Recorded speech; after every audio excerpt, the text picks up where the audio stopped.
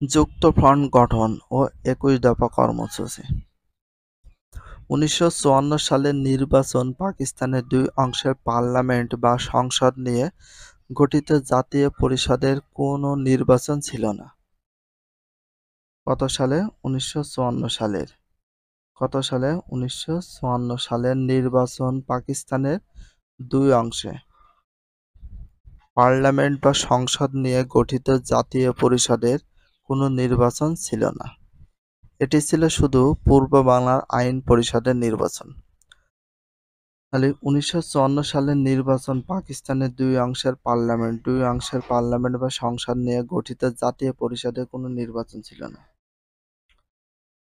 দেখো, বাঙালি জাতি বাংলা ভাষা ও সংস্কৃতির বিরুদ্ধে মুসলিম লীগ নেতৃত্বের কার্যকলাপ ও পাকিস্তানি শোষণ প্রতিরোধে এ নির্বাচন ছিল একটা মাইল ফলক। ১৯৫৪ সালে যে নির্বাচন ছিল একটা মাইল ফলক ছিল কাদের জন্য?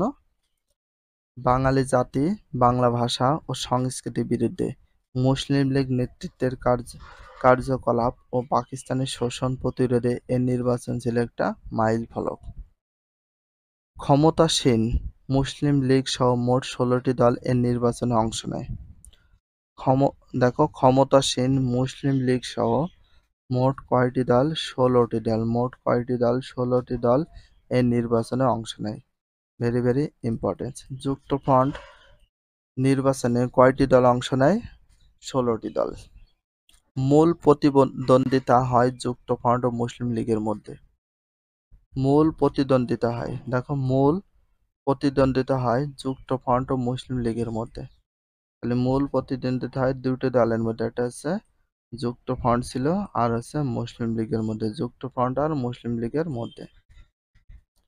যুক্তফ্রন্ট নওগাঁ প্রতীক নিয়ে নির্বাচন করে। যুক্তফ্রন্ট কি প্রতীক নিয়ে নির্বাচন করে? নওগাঁ প্রতীক নিয়ে।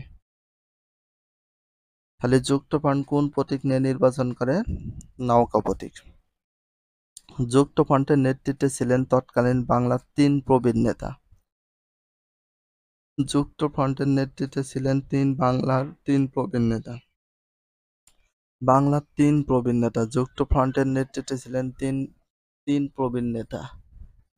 এক নম্বর হচ্ছে নেতা শেরে বাংলা একে ফজলুল হক।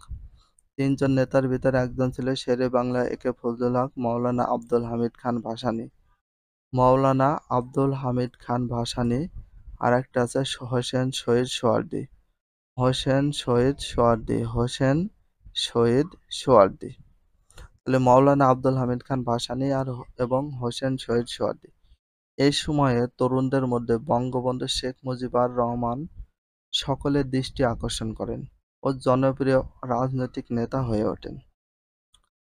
এই সময় তরুণদের মধ্যে বঙ্গবন্ধু শেখ মুজিবুর রহমান সকলের দৃষ্টি আকর্ষণ করেন এবং জনপ্রিয় রাজনৈতিক নেতা হয়ে ওঠেন। খুব জনপ্রিয় রাজনৈতিক নেতা হয়ে ওঠে। তার মানে যুক্তফ্রন্টে কয়টি দল অংশগ্রহণ করে? ১৬টি দল। তার ভিতরে যুক্তফ্রন্ট এবং মুসলিম লীগের মধ্যে দ্বন্দ্ব প্রতিদ্বন্দ্বিতা হয়। যুক্তফ্রন্ট তখন হচ্ছে নওগাঁ প্রতীক নিয়ে নির্বাচন করেন, কিন্তু যুক্তফ্রন্টের নেতৃত্বে তিনজন প্রবীণ নেতা ছিল বাংলার পক্ষে। শেরে বাংলা একে ফজলুল হক, মাওলানা আব্দুল হামিদ খান ভাসানী আর হোসেন শহীদ সোহরাওয়ার্দী। এই সময় তরুণদের মধ্যে ছিল বঙ্গবন্ধু শেখ মুজিবুর রহমান, তার দৃষ্টি আকর্ষণ করে অনেক জনপ্রিয়তা অর্জন করেন রাজনৈতিক নেতা হিসাবে।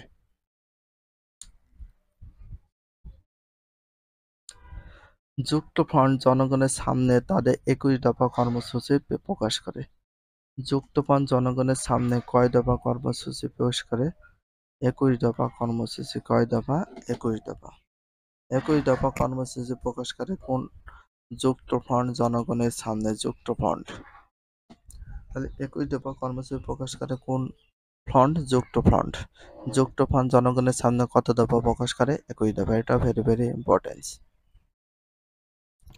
এতে পাকিস্তানের অন্যতম রাষ্ট্রভাষা হিসাবে বাংলার স্বীকৃতি, জমিদারি প্রথা বাতিল, পাট শিল্প জাতীয়করণ, সমবায় ভিত্তিক কৃষি ব্যবস্থা, অবৈতনিক বাধ্যতামূলক প্রাথমিক শিক্ষাদান ইত্যাদি অন্তর্ভুক্ত করা। এছাড়া সমস্ত অন্যায় আইন কানুন বাতিল। ৫২ সালের ভাষা আন্দোলনের শহীদ স্মরণে শহীদ মিনার নির্মাণ। 52 সালের ভাষা আন্দোলনে শহীদ স্মরণে শহীদ মিনারের নির্মাণ।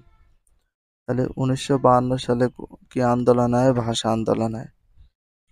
52 সালের ভাষা আন্দোলনে শহীদ স্মরণে শহীদ মিনার নির্মাণ। আর 21শে ফেব্রুয়ারি সরকারি ছুটি ঘোষণা করা হয়। পূর্ব বাংলার স্বায়ত্তশাসনের কথা বলা হয়। পূর্ব বাংলার স্বায়ত্তশাসনের কথাও বলা হয়। তাহলে ভাষা আন্দোলন হয় কত সালে? 1952 সালের।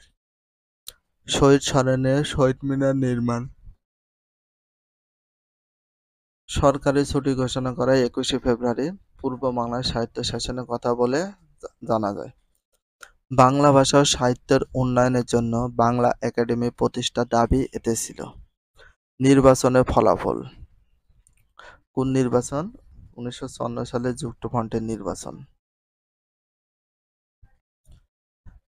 দেখো, নির্বাচন 1954 সালের নির্বাচনে মুসলিম অন্যান্য ধর্মাবলম্বীদের জন্য আলাদা আসন ছিল, আলাদা ভোটও হতো। পূর্ব পাকিস্তান আইন পরিষদ নির্বাচনে 309টি আসনের মধ্যে যুক্তফ্রন্ট 296টি আসন পেয়ে নিরঙ্কুশ সংখ্যাগরিষ্ঠতা অর্জন করে। পূর্ব পাকিস্তান আইন পরিষদ নির্বাচনে 309টি আসনের ভিতরে 309টি আসনের মধ্যে যুক্তফ্রন্ট 236টি। পূর্ব পাকিস্তান আইন পরিষদ নির্বাচনে পূর্ব পাকিস্তান যে আইন পরিষদ নির্বাচন হয়েছিল তার ভিতর 309টি আসনের মধ্যে 300 আসন ছিল, মোট 309টি। তার মধ্যে যুক্তফ্রন্ট 236টা আসন পেয়ে নিরঙ্কুশ সংখ্যাগরিষ্ঠতা অর্জন করে। অপরদিকে ক্ষমতাসীন মুসলিম লীগের চরম বিপর্যয় ঘটে। অপরদিকে ক্ষমতাসীন মুসলিম লীগের চরম বিপর্যয় ঘটে। দলটি মাত্র 9টি আসন পায়। তাহলে মুসলিম লীগের চরম বিপর্যয় ঘটে। দলটি মাত্র কয়টি আসন পায়? 9টি আসন পায়। মুসলিম লীগ মাত্র 9টি আসন পায়। বাকি আসনে স্বতন্ত্র প্রার্থীসহ অন্যান্য দল বিজয় হয়। যুক্তফ্রন্টের এই বিজয়কে দেশ-বিদেশের পত্র-পত্রিকায় ব্যালট বিপ্লব বলে আখ্যায়িত করে। যুক্তফ্রন্টের এই বিজয়কে দেশ-বিদেশের পত্র-পত্রিকায় কী হিসাবে আখ্যায়িত করা হয়? কি বলে? ব্যালট বিপ্লব বলে আখ্যায়িত করে। কি হিসাবে? ব্যালট বিপ্লব হিসাবে আখ্যায়িত করে। এ নির্বাচন ছিল পূর্ব বাংলার প্রাপ্তবয়স্কর ভোটে প্রথম সর্বজনীন নির্বাচন। এর নির্বাচন ছিল পূর্ব বাংলার প্রাপ্তবয়স্কদের ভোটে প্রথম সর্বজনীন নির্বাচন।